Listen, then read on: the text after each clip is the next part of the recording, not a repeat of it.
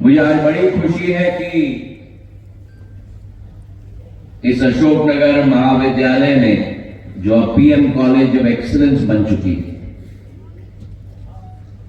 मुझे यहां प्राचार्य जी और जन भागीदारी समिति के द्वारा आमंत्रित किया गया।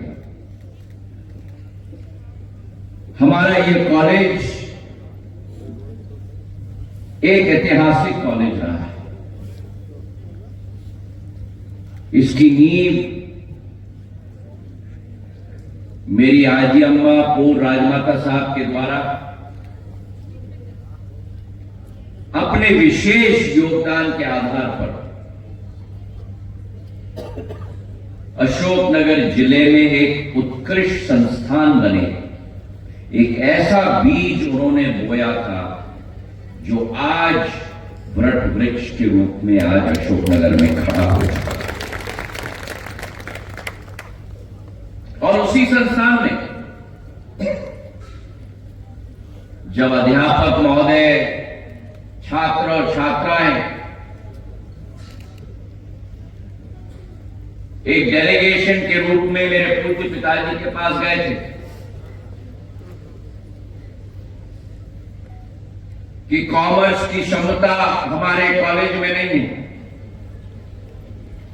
कॉमर्स की क्षमता भी होनी चाहिए। उस आशा और अभिलाषा को मेरे पूज्य पिताजी ने इसी अशोकनगर के कॉलेज में पूर्ण करके आप लोगों को दिया। और मुझे अच्छी तरह याद है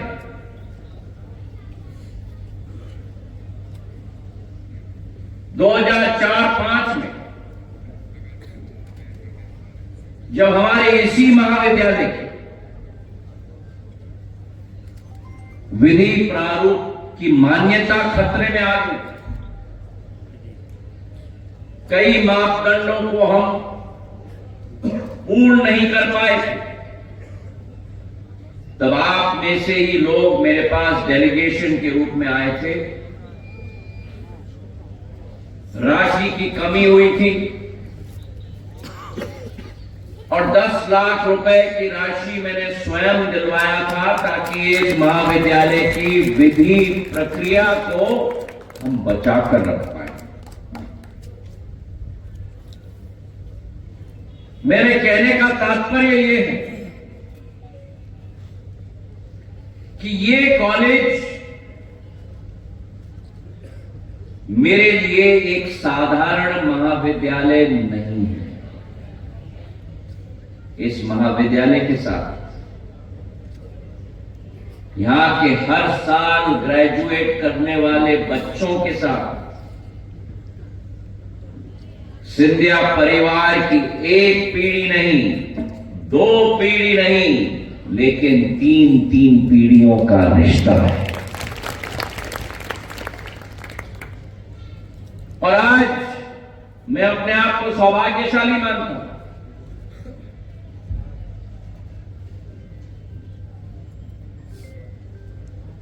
कि एक ऐसे कार्यक्रम में हम लोग सब मंचासीन लोग सम्मिलित हैं, जो कार्यक्रम इस कॉलेज के लिए एक ऐतिहासिक कार्यक्रम बनने जाएगा, इसका मुझे पूरा विश्वास है।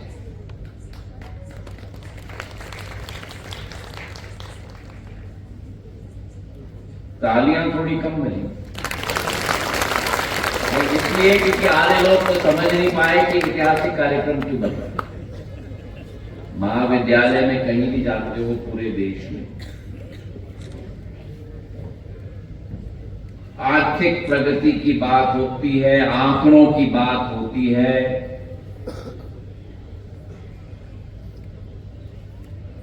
मनोविज्ञान की बात होती है, इकोनॉमिक्स की बात होती है, कॉमर्स की बात होती है।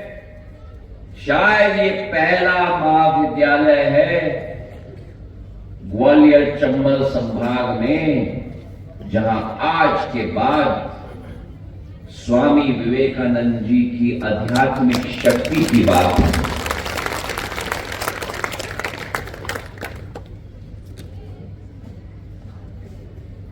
और ये मैं आपको समझाना चाहता हूं,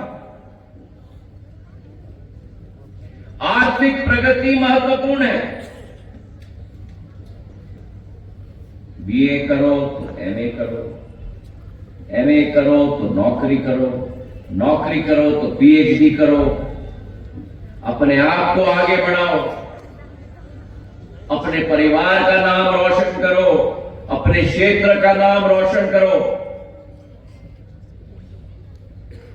लेकिन जैसे जैसे उम्र का तकाजा हमें भी हो रहा है धीरे धीरे होकर, जैसे उम्र में बढ़ते जाओगे, अनुभव में बढ़ते जाओगे, केवल बौद्धिक क्षमता की विस्तृतीकरण और बौद्धिक क्षमता की विस्तारीकरण अपने आप में काफी नहीं है, अपनी आध्यात्मिक क्षमता को भी हमें बढ़ाना होगा। और अगर अध्यात्म की बात करनी हो तो स्वामी विवेकानंद से ज्यादा एक शक्तिशाली प्रारूप आपको भारत माता में क्या, आपको विश्व में नहीं मिल पाएगा। अभी हरिबाबू जी बता रहे थे हम उनका संपूर्ण इतिहास।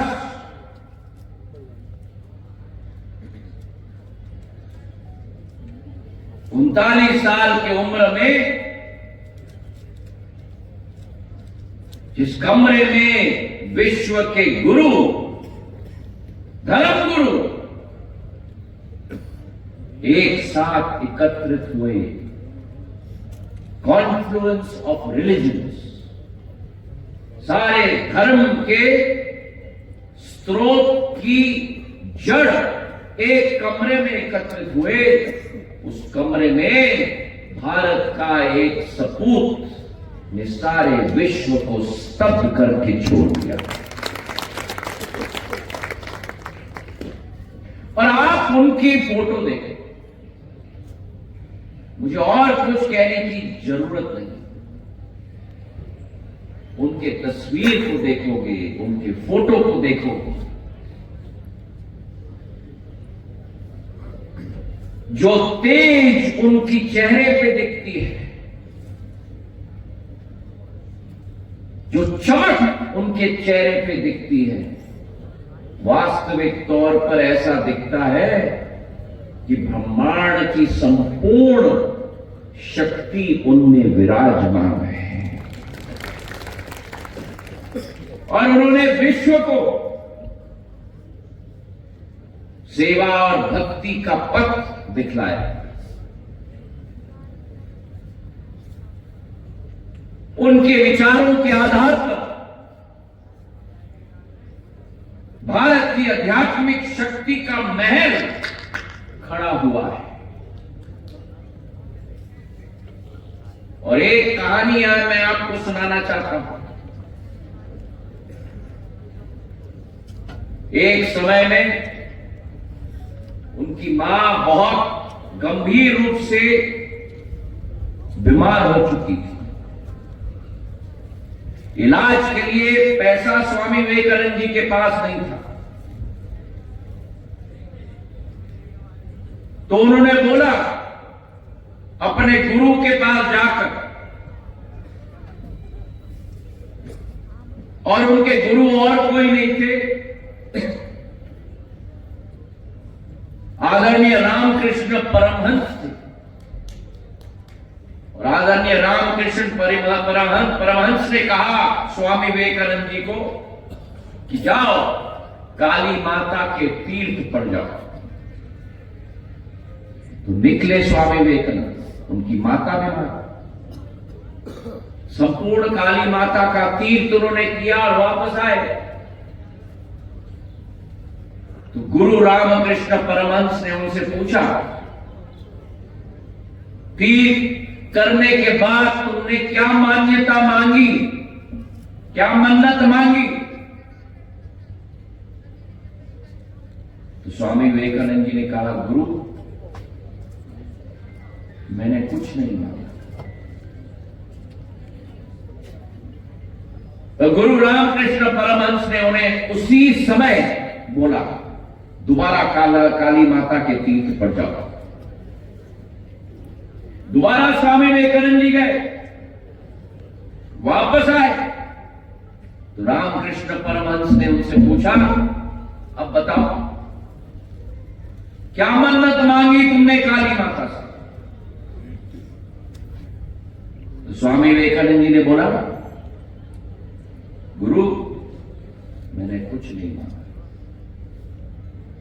तो रामकृष्ण परमहंस जी ने कहा, मुझे तुमसे यही अपेक्षा थी। व्यक्ति तीर्थ पर जाता है, कुछ न कुछ मन्नत मांगता है,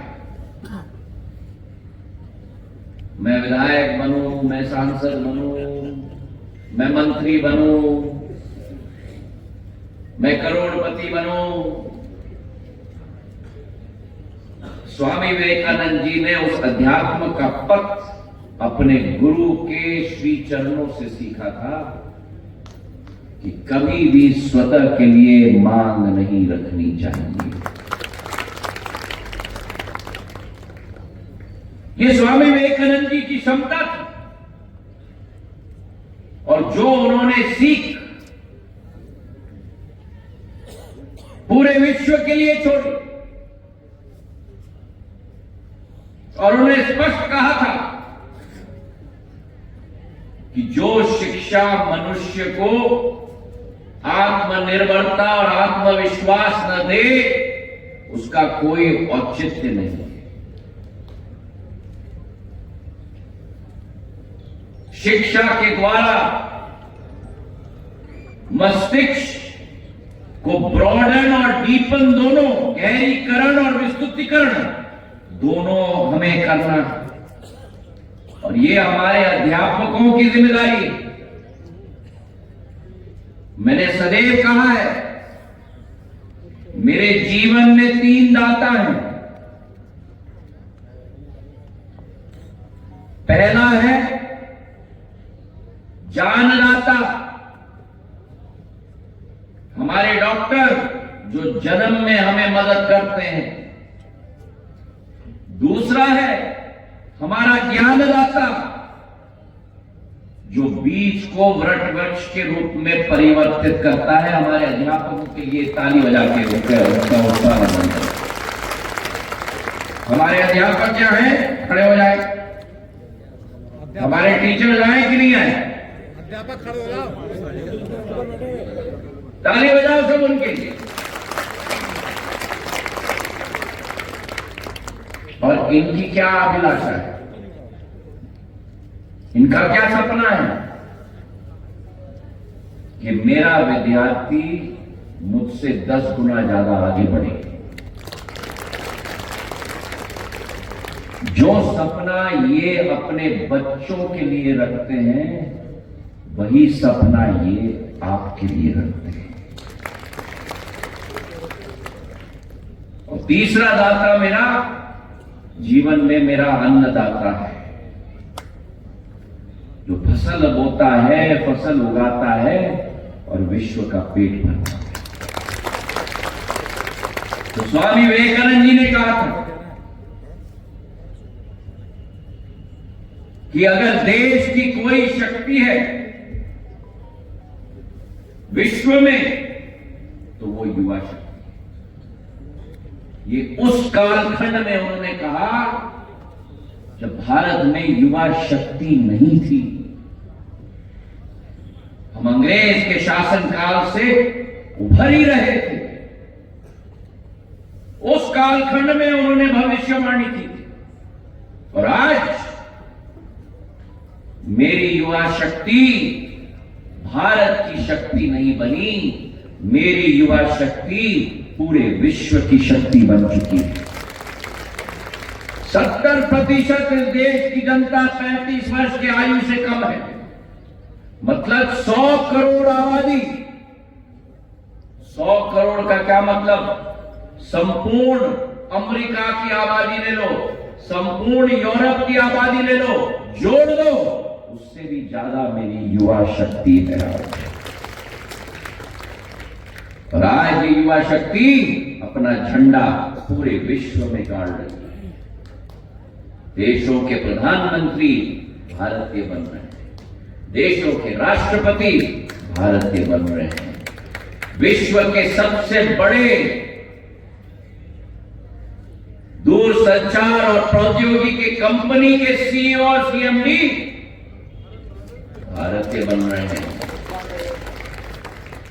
मेरी मुस्कान रघुवंशी भी कहां पहुंच गई है। आज ये क्षमता मेरी युवा शक्ति।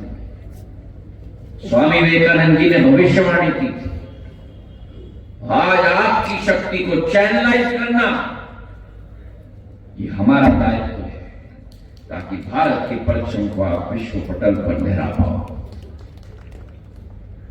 और आखिरी बात जो स्वामी विवेकानंद जी ने कहा था कि नारी शक्ति के बिना कोई भी समाज आगे बढ़ नहीं सकता। जब उनसे पूछा गया था हमारी नारी स्त्री शक्ति के बारे में, हमारे अखंड किताबों में लिखा गया है, यत्र नारायस्तु पूजन्ते तत्र रमन्ते देवता, कि जहां नारियों का सम्मान होता है वहीं देवता विराजते हैं।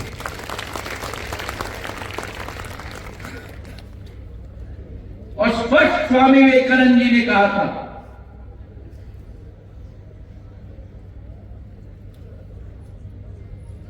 कि महिला पुरुष में भेदभाव क्यों, नर और मादी में भेदभाव क्यों? आत्मा का कोई जेंडर होता है क्या? कोई नहीं होता।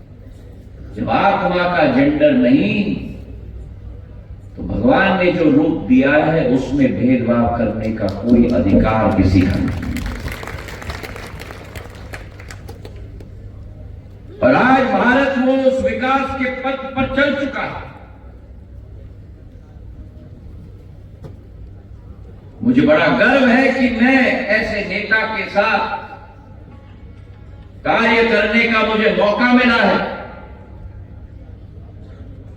प्रधानमंत्री जी के नेतृत्व में जो स्वामी विवेकानंद जी के दिखाए हुए पथ पे ही चल के भारत को एक विकसित भारत के रूप में परिवर्तित कर रहे हैं।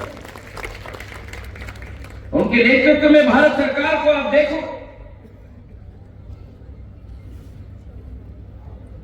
जो परिवर्तन युवा शक्ति के लिए, startup India, stand up India, digital India, और दूरसंचार विभाग का मैं मंत्री हूं, और मैं गर्व से कहता हूं विश्व में जाकर कि विश्व के 45% से भी ज्यादा डिजिटल ट्रांजैक्शंस मेरे भारत में होते हैं। भारत हर क्षेत्र में विश्व का नेतृत्व कर रहा है या नेतृत्व करने की क्षमता है। तो युवाओं के लिए योजना प्रधानमंत्री जी की, एक एक नौजवान को स्वावलंबी बनाने की विचारधारा, और वहीं महिलाओं के लिए योजना, चाहे उज्ज्वला योजना हो, आवास योजना हो, नई एजुकेशन पॉलिसी हो, हमारी एक एक योजना भारत सरकार की, जनधन योजना, यहां 53 करोड़ खाते खोले गए हैं बैंक अकाउंट में, यहां 70% महिलाओं के खाते खोले गए। और जिस वाक्य से मैंने शुरुआत की, अध्यात्म की बात, पहले प्रधानमंत्री इस देश में जिन्होंने काशी विश्वनाथ कॉरिडोर को दोबारा स्थापित किया, जिन्होंने उज्जैन में बाबा महाकाल के मंदिर का महाकाल लोक स्थापित किया, और तो और क्या, अयोध्या में राम मंदिर बनाकर दे दिया।